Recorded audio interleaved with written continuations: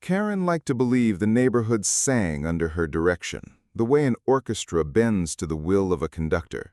She didn't just live on Willowbend Lane, she ruled it. Every blade of grass, every shade of paint, every festive light string hung on porches was subject to her approval. She wasn't technically the president of the HOA, but everyone knew the real power sat with her. Her neighbors called her the queen behind her back, though not with admiration. It was whispered in grocery aisles and muttered at backyard barbecues, the way one speaks of a storm cloud that refuses to drift away. For years, she fed on their silence. She thrived on their resignation, their unwillingness to fight. Because who wanted to take on Karen? She documented every infraction as though it were her life's purpose. A mailbox painted off shade? Violation. Grass growing half an inch taller than allowed? Violation. Christmas lights lingering into January 3rd? Violation. Each pink slip of warning was like a dagger, and she reveled in watching her neighbors squirm, eyes darting when they saw her strolling down the sidewalk with clipboard in hand. She lived for it. So when the HOA announced they had hired a compliance officer, a man named David, to help enforce bylaws, Karen nearly laughed. Reinforcements? An ally? Someone to amplify her reign? Perfect! She imagined the two of them side by side, Karen the queen and David her knight. Together, they would crush the last remnants of defiance in the neighborhood. The first time she met him, he wore a charcoal suit far too formal for a Tuesday morning inspection. His hair was neatly parted, his stride measured, and his eyes sharp as glass. He carried not a clipboard, but a sleek tablet, tapping away as he scanned the homes with a precision that unsettled even her. "Karen," he greeted politely, his voice calm, steady. "I hear you've been holding things together here." "Trying my best," she replied, proud, her smile curling like a cat's tail. "You'll find most of the residents here lazy about rules, but with us working together, I'm sure we can whip them into shape." David gave a small, enigmatic smile. "Oh, I intend to." At first, Karen felt validated. She followed him on his first round, watching him take pictures of driveways with hairline cracks, shutters with faint discoloration, fences that leaned by an inch. She nodded approvingly. Finally, someone who gets it, she thought. But her sense of victory was short-lived. A week later, Karen found a thick white envelope in her own mailbox. The return address was stamped with the HOA seal. She slid it open, already assuming it contained updates for her review. Instead, her eyes widened. Violation notice number 001, non-compliant shutters. It detailed how her once crisp forest green shutters had dulled to a weather-faded olive, violating HOA guidelines that required vibrant and well-maintained exterior paint. Attached were photos, close-ups of the peeling corners, the uneven tone. She froze on her porch, letter trembling in her hand. Who dared issue me a violation? She stormed into the kitchen and dialed the HOA office. "Hello, this is Karen Winters. There seems to be a mistake." "Oh, no mistake, ma'am. The new compliance officer issued that notice. His standards are, very thorough." She slammed the phone down, her face flushed. "Thorough? No, this was sabotage, a test, a misunderstanding." She marched to David's office, intent on clearing it up. But David didn't blink. "Shutters are out of compliance, Karen," he said flatly, holding his tablet like scripture. "Section 3, subsection C, paragraph 4. Exterior paint must be maintained to original vibrancy. Yours fails." "They're fine," she hissed. "Everyone knows my shutters are iconic. This is ridiculous nitpicking."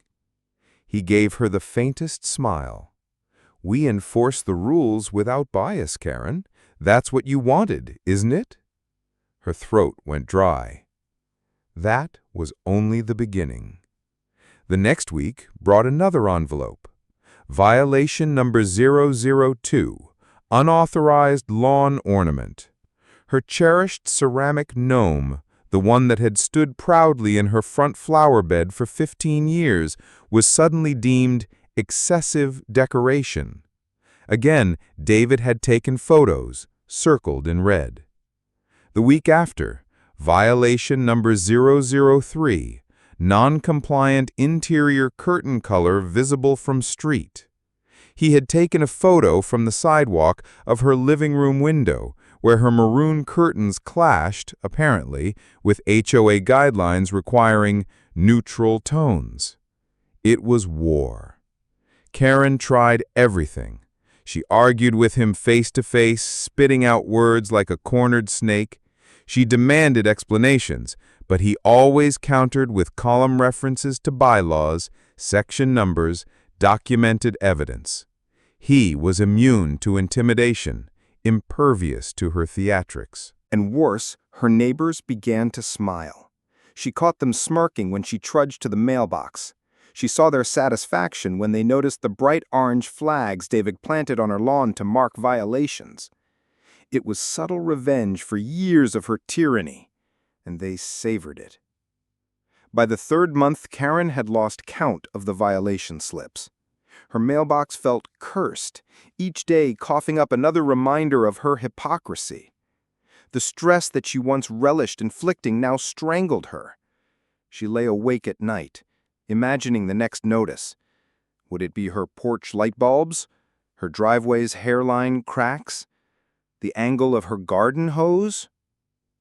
When the HOA scheduled its quarterly meeting, she knew what she had to do. She'd rally the neighborhood, expose David's absurdity, and reclaim her throne. The night of the meeting, she dressed sharply in a navy blazer and heels, clutching a thick binder stuffed with her evidence of David's overreach. She marched into the community hall, head high, fire in her chest. The room was full. Neighbors she had tormented for years sat waiting, their faces lit with anticipation. Karen stood at the podium. "Neighbors," she began, her voice firm, commanding. "We all know rules are important, but this man, David, has taken things too far. He's harassing us with unfair, excessive violations. I've received them myself. It's time we stand together and put a stop to this madness." She expected murmurs of agreement, nods, perhaps applause. Instead, silence. Then, from the back, a voice rang out. "Funny, Karen. Now you know how it feels." It was Mr. Thompson, whose holiday lights she'd fined 3 years ago. Another voice. "Yeah, remember when she made me repaint my fence twice because she said the beige was too creamy?" Laughter rippled through the crowd. Karen's throat tightened. This isn't the same," she stammered. "He's targeting me unfairly." "No," Mrs. Patel cut in, standing. "He's treating you exactly the way you treated us. Only difference is, now the shoe's on the other foot." The room buzzed with agreement. Heads nodded. Smiles widened. For the first time, Karen was truly outnumbered. Her binder felt heavy in her arms, useless. She realized then with a sinking dread that she had no allies left, not one. And at the back of the room, leaning casually against the wall, David smirked. Not cruelly, not loudly, just enough for her to see, to know. His eyes caught hers, unflinching. "Welcome to your own medicine, Karen," he murmured when the meeting adjourned. Her chest constricted, her power evaporated. The queen had been dethroned by her own reflection. Karen left the community hall that night with her heart pounding like war drums. The laughter, the smirks, the way her neighbors had thrown her past transgressions back into her face, it all clung to her like mud.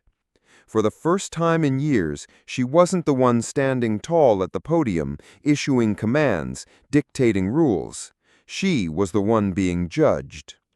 And David's smirk, that tiny, maddening curve of his lips, haunted her all the way home. She slammed her binder onto the dining table, scattering papers across the floor. Her gnome violation slip fluttered under a chair. She sank into the seat, her breath ragged, staring at the chaos. "This isn't fair," she whispered to herself, though the words rang hollow. The next morning she received another envelope. She considered leaving it in the mailbox, pretending it didn't exist, but curiosity and dread compelled her to tear it open. Violation Notice 014, Driveway Oil Stain. A single dark patch, no larger than a handprint, circled in red ink in the attached photo. Her hands trembled. 14, she muttered. 14 violations. 14. The humiliation compounded. Her once pristine image as the HOA's watchdog had crumbled. Now she was prey, and the neighborhood was watching. Every walk to the mailbox, every step onto her porch, she felt eyes burning into her back, silently cheering David on. That Saturday, Karen decided enough was enough. She wasn't going to take this sitting down. She marched across the street to confront David during his inspection rounds. "You," she snapped, heels clicking on the pavement. His tablet glowed in his hands, a faint reflection of the morning sun. "Karen, another issue to report?" Her lips twisted.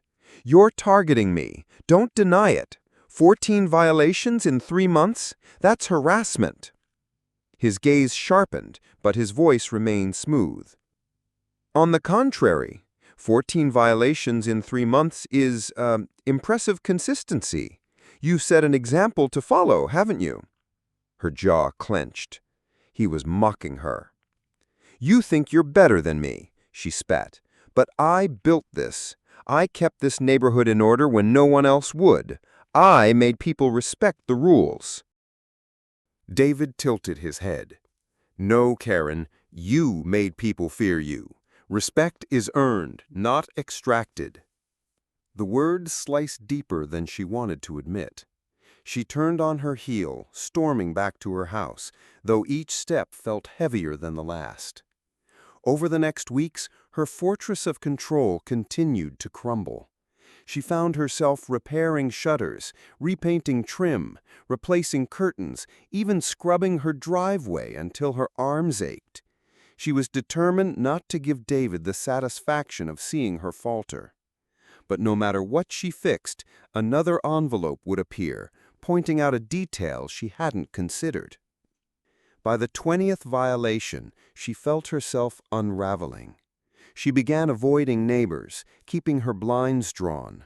Her once bold strut down the sidewalk was reduced to hurried, anxious glances as she scurried inside. It all came to a head one muggy afternoon in July. Karen, sweaty and disheveled, was pruning her hedges for the 3rd time that week when she overheard voices drifting from the sidewalk. Poor Karen, finally getting a taste of her own medicine. "About time," another replied, chuckling. "She used to make me cry over my mailbox. Now she knows how it feels." Their laughter stung worse than any letter. That night, Karen sat at her kitchen table, staring at the stack of violation slips like a tower of her sins. One by one, she spread them out, reading the dates, the accusations, the precise bylaws cited. It was as though she were reading the diary of her own cruelty. Every petty infraction mirrored the ones she had once delivered with glee.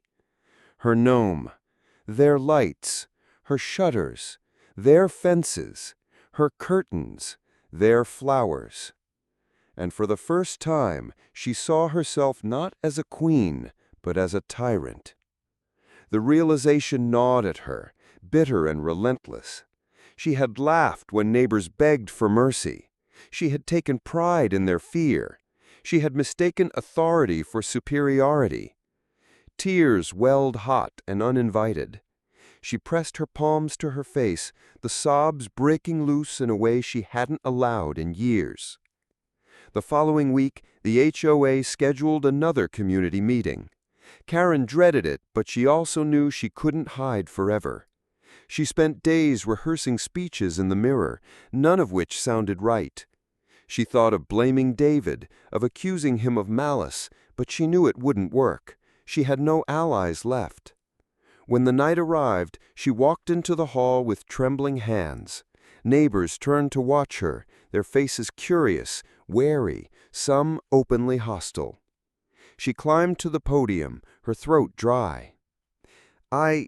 She hesitated, gripping the wood until her knuckles whitened. I owe you all an apology. The room stirred. Karen had never spoken those words before. For years, I thought I was protecting this neighborhood. I thought strict rules meant pride, meant order. But I see now that I went too far. I didn't enforce the rules, I weaponized them, against all of you. Her voice cracked, but she pressed on. I see now how much pain I caused.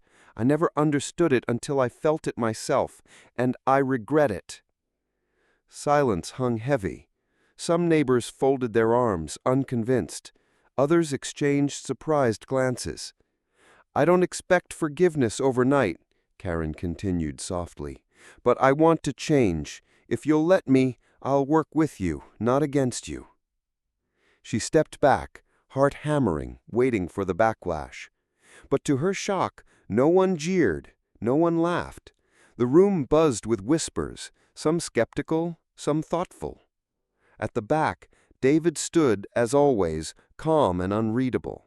But this time, instead of smirking, he gave her a single, measured nod. The meeting ended without spectacle. Karen walked home under the cool night sky, her shoulders lighter than they had been in months. The next morning, she braced herself when she opened the mailbox, but instead of a violation slip, she found a plain white envelope.